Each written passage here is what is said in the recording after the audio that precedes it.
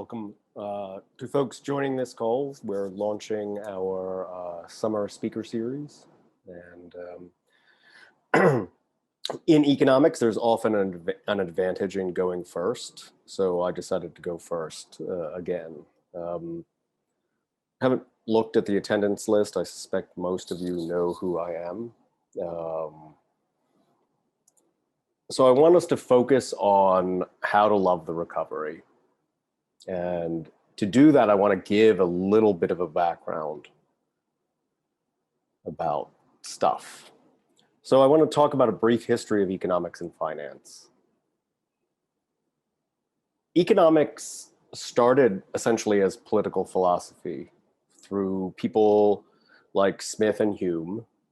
And finance started as primitive debt markets that were no more advanced than marking sticks and exchanging sticks. There were no mathematics, there were no graphs, there was little data, there were a few algorithms, and broadly speaking, markets were informationally inefficient. For folks who are involved in commercial real estate, this pretty much describes commercial real estate today. Informationally inefficient, little quality data, and the mathematics are just starting to get better. And then at a time, there was something called the Marginal Revolution, launched by a British economist by the name of Alfred Marshall. He would bring in what at the time was state-of-the-art physics. And it was what physicists now describe as classical thermodynamics. And the idea was you had equilibrium and you had disturbances. The equilibrium was a system at state. And if the system is at state, we can all go home. The interesting thing to do is to disturb the state and to ask what the implications are. And Alfred Marshall essentially said, hey, we can bring this into this political philosophy of economics and begin the process to mathematize economics. And that mathematization essentially led to finance, which is something I think most of us are interested in. And the early work was graphical descriptions of equilibrium. And over time, economics and finance became distinct fields of study. Although, as I've argued many times, finance is derivative of economics. So let me give you two graphs. This presentation will be overwhelmingly graphical, but graphical to illustrate a point. So two graphs. Here is the basic idea of economics. We have something I've never seen as an economist, a supply curve. We have a demand curve that I've never seen as an economist. Supply curve is upward sloping, demand curve is downward sloping. And one condition establishes everything, which is the idea of equilibrium, the idea that we borrowed from classical thermodynamics of equilibrium. And we imposed something saying that demand equals supply, and then we generate from that things that we can observe, an equilibrium price, an equilibrium output. But those are the only things we actually observe in economics. We ported this idea to finance, and we came up with something called the loanable funds market, or the market for loanable funds. The idea that there was a supply curve generated by savers, there was a demand curve generated by investors, and the intersection of these two things, the equilibrium, would determine an interest rate, which is frankly what we're really interested in when we think about finance. And if you look at this simple graph, which is very useful, you can see essentially how changing the equilibrium changes the outcome. If we raise the demand for loanable funds, given a fixed supply, we will push up the interest rate. This is the traditional argument around crowding out of government spending, that essentially government spending crowds out private spending and therefore drives up the interest rate. In fact, what's been much, much more important over many of our lifetimes is essentially the increase in the supply of loanable funds. This is Bernanke's global savings glut. So let's look for a moment at the prior economic cycle, 2009 to 2019. Barry Ritholtz, who is an amazing individual who comments about economics from the wealth management perspective, called that cycle easily the longest cycle of economic expansion in the history of the US as the most hated economic cycle we'd ever seen. Wrote a great article, Why So Many People Hate This Recovery. Let's step back a year to June 2020, a year ago this time.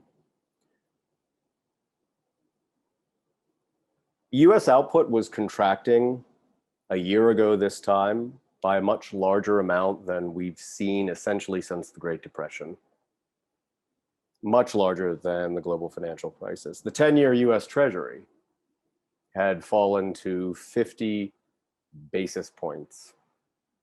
50 basis points, half a percentage point. Unprecedented in the history of long-term interest rates. And the NBER, the National Bureau of Economic Research, this odd organization that lives in Cambridge, formally declares the US to be in a recession. This is 1 year ago. So let's talk about the current economic cycle. And again, I want to make sure there is time either for us to break early or for you to ask questions. The current economic cycle. Let's learn to love it, and I'm going to teach us how to love it in 10 graphs. And the data are current as of yesterday. First barometer, the 10-year US Treasury. This goes back to 1990. It remains a key barometer of economic activity in the US. We have no reason to think 3% is some regulation or rule about why a 3% mark on the 10-year US Treasury is relevant, but you can see the data. We've seen a long-term decline in the 10-year US Treasury, largely driven by an expansion in global savings. And the US Treasury, the 10-year US Treasury is the most liquid bond market in the world. This has come up substantially from its lows at the height of COVID. The yield curve, the 10-year minus 3-month. If we want to basically cleanse the data as best we can from distortions of market expectations and issues regarding potential default risk, we can look at the 10-year, or we can look at the yield curve. So this is the 10-year minus the 3-month yield curve. You can see we currently sit at about 175 basis points. Relative to strong recoveries from prior recessions, largely presaged by a negative yield curve, we don't have much to worry about here. And then we have something that is very relevant, though infrequent. This is a measure of quarterly growth. You can see these are quarterly numbers that have been annualized. That doesn't matter. The global financial crisis looked bad, looked very bad by historical standards. We hadn't seen anything that deep since the recession in the early 80s. You can see from this graph that the COVID recession was in fact much deeper than the recession associated with global financial crisis. But we have a hint here of a return to growth. And if you wanted one graph to show you how to love the current economic recovery, this would be it. But this is being driven by a substantial, arguably unprecedented intervention. This is a graph of the Federal Reserve's balance sheet. Essentially, this is all the debt that the US central bank has sitting on its balance sheet. And it was declining slightly prior to COVID. It actually began to rise prior to COVID because we were seeing problems in overnight lending markets. And in fact, the Federal Reserve had to intervene in the fall of 2019 in overnight lending markets, acquiring debt, bringing it onto its balance sheet, which was an indication that the US economy was not actually on very solid footing in 2019, contrary to what you might have heard from various brokerage shops and other economists.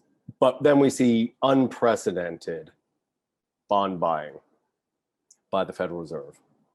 And so the balance sheet that sat at less than $1 trillion, and that's trillion with a T, less than $1 trillion prior to the global financial crisis, now sits at over $8 trillion.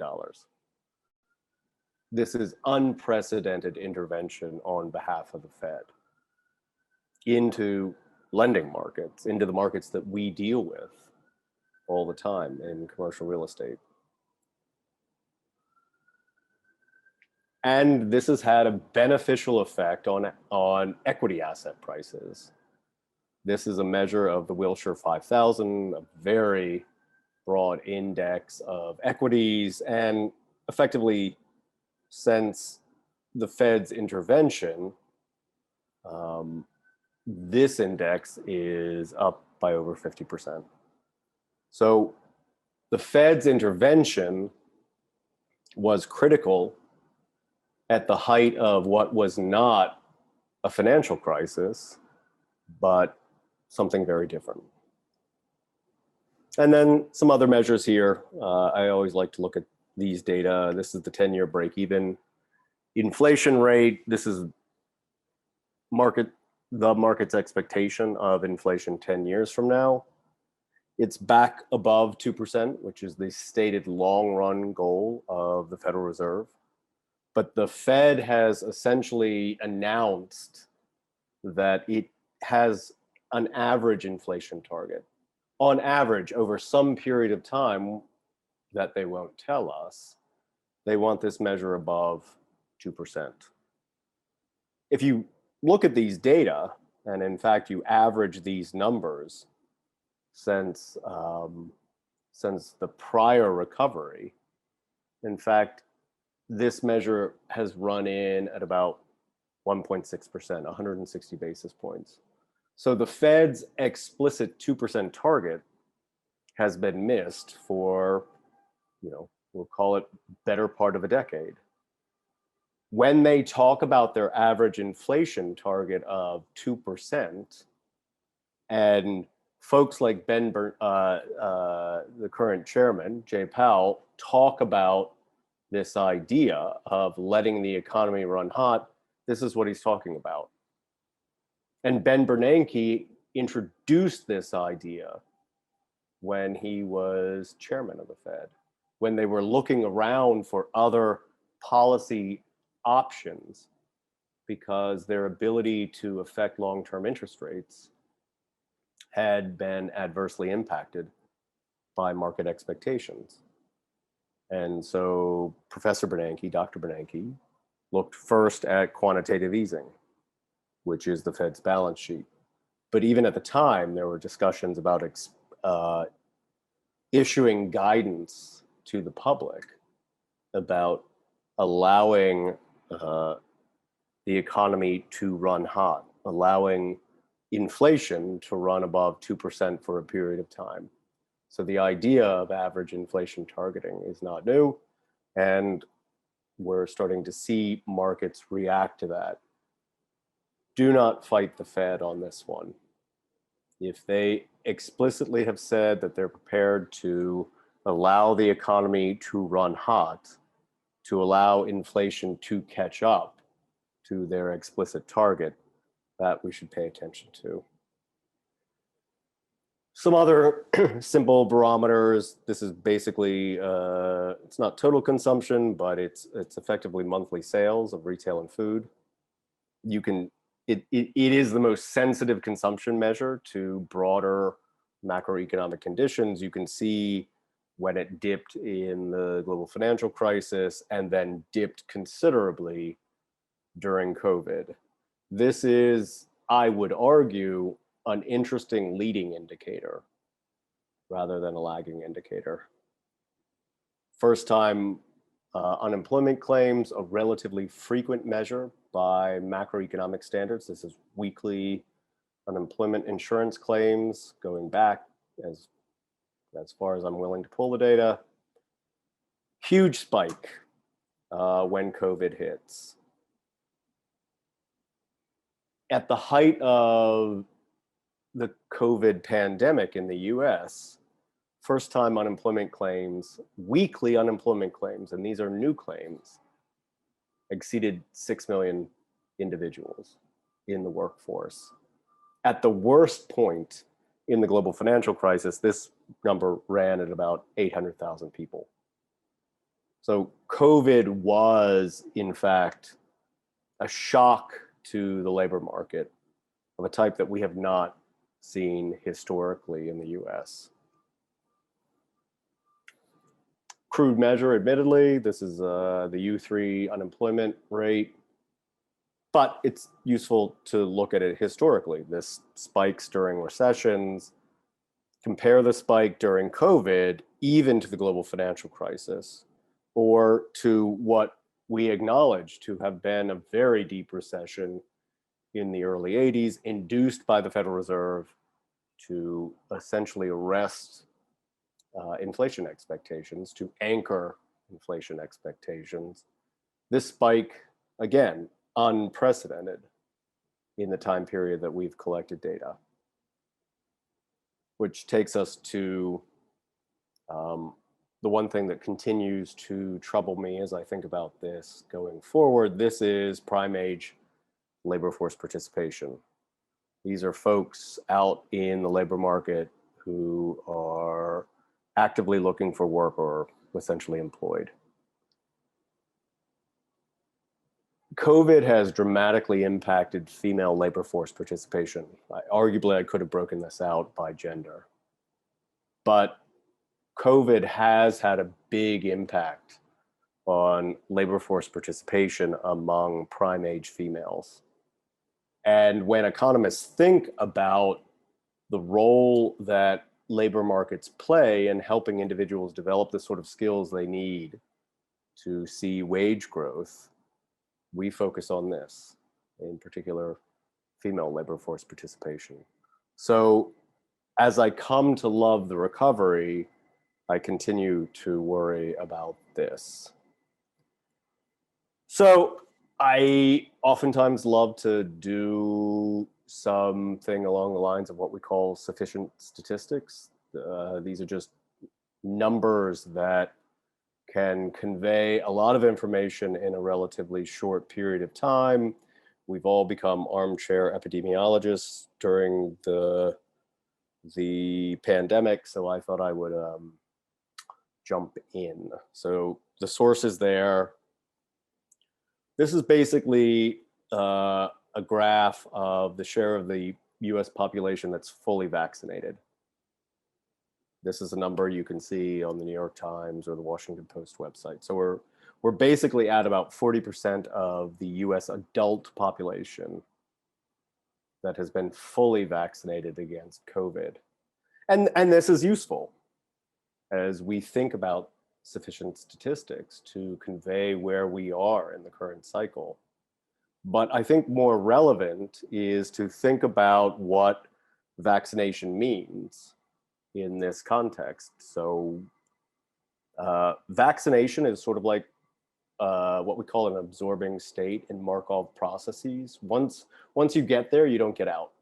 So once you're fully vaccinated, arguably, you will be permanently vaccinated. Ongoing studies as to whether that is true, but this is actually, I think, a less informative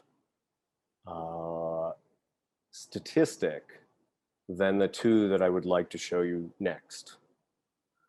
So this is unvaccinated adults as a share of fully vaccinated adults.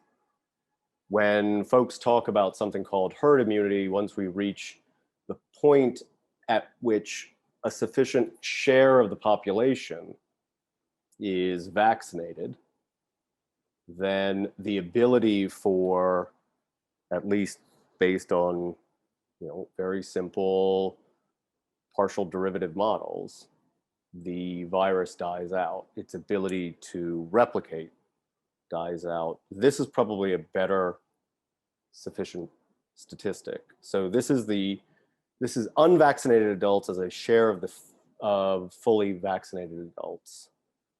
And you can see this thing is now well below 40%. We want it to go in that direction because that helps to convey this idea of herd immunity. This doesn't take into account, because I don't have the data necessary to take it into account, those individuals who actually did catch COVID. But this is the direction we want this number to go. Herd immunity, it is argued, could be in the 20 to 25% range. But this is the share of unvaccinated adults expressed as a share of fully vaccinated adults. And this is a good number. I think it's going in the right direction. And in fact, even in the month of May, it moved from about 50% to below 40%. But as I love this graph, I look at this graph, and this is the vaccination rate. These are daily numbers. This is the vaccination rate among the outstanding unvaccinated population. I would have preferred to see this reach a peak that it did, stay there for 2 or 3 months, and then begin to decline as we continue the rollout of vaccinations. We will have to think about unique ways to incentivize the unvaccinated population to get vaccines. But that's well outside the scope of this presentation. So that's essentially my argument. Learn to love the recovery. We are in a very, very different world now than we were a year ago. There are obviously issues that we face in terms of short-term bottlenecks in supply chains. My ongoing concern about female labor force participation. But this talk a year ago was a very grim talk. And the talk now is, and I say this as an economist, pretty upbeat, or as I guess I should say, robust. So thank you. I don't want to take too much of your time on a beautiful afternoon in New York, but if there are questions, you can pop them into the chat.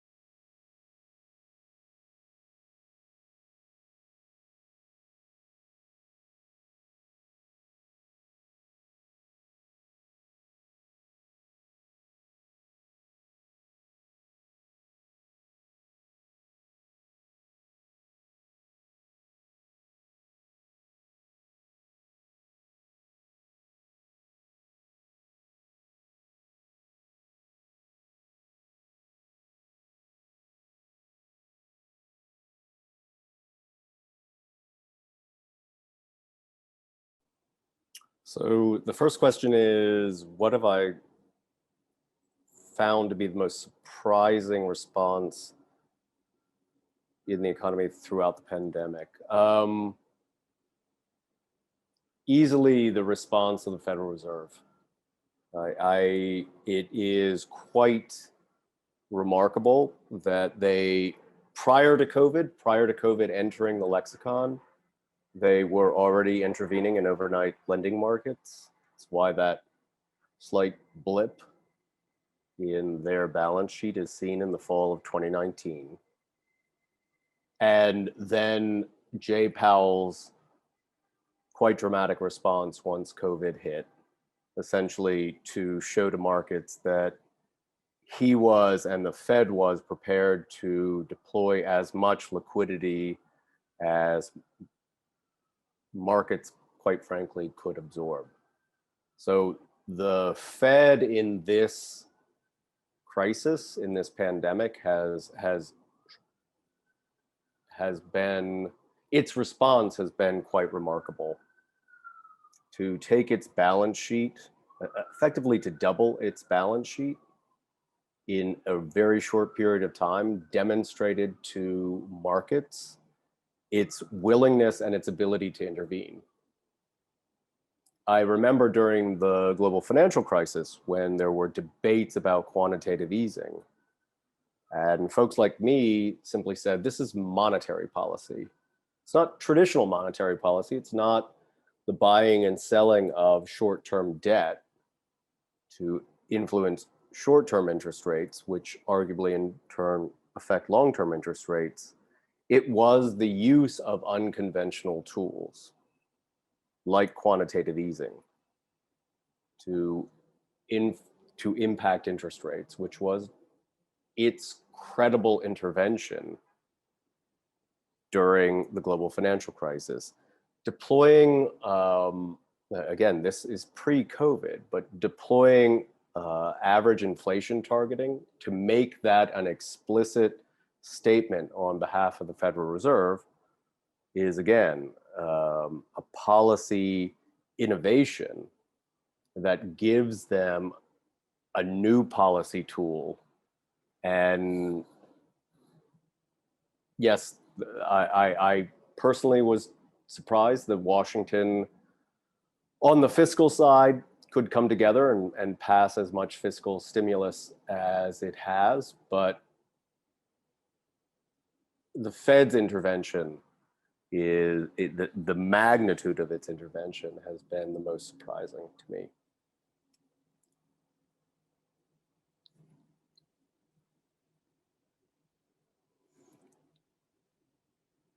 So the next question is, this gets back to the 2% inflation question. Can the Fed control inflation?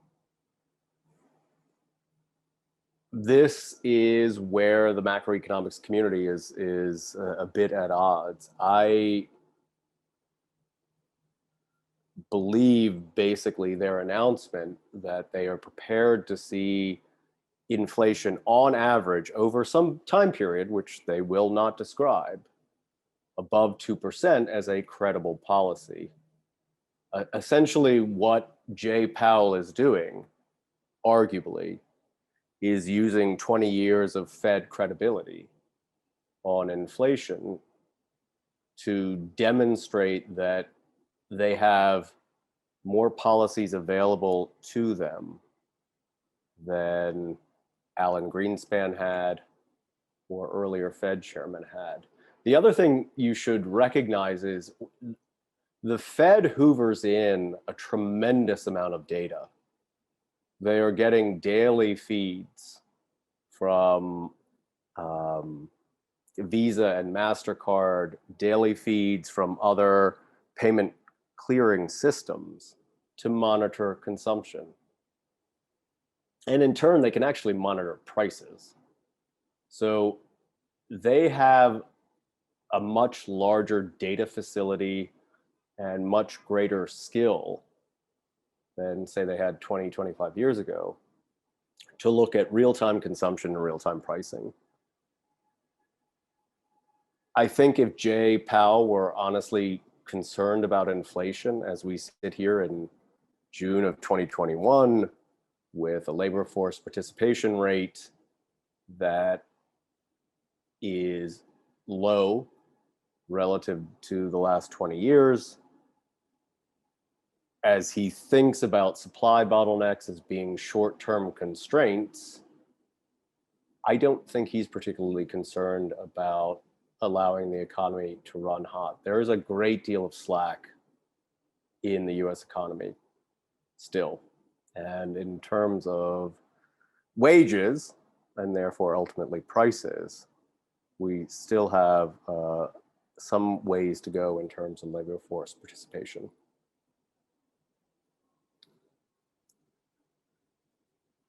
What do I think about the new 1031 rules that went into place? I don't know what those new rules are, so I can't obviously render an opinion. I'll go look them up. Somebody should shoot me an email offline.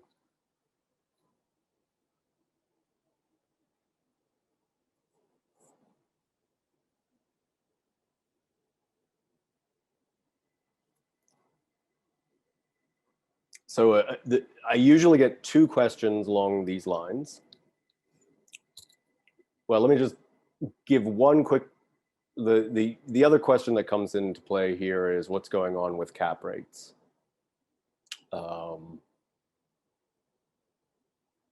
Deal volume has been very thin over the last year.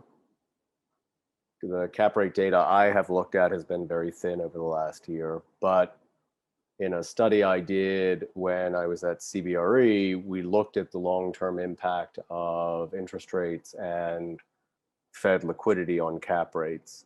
My guess is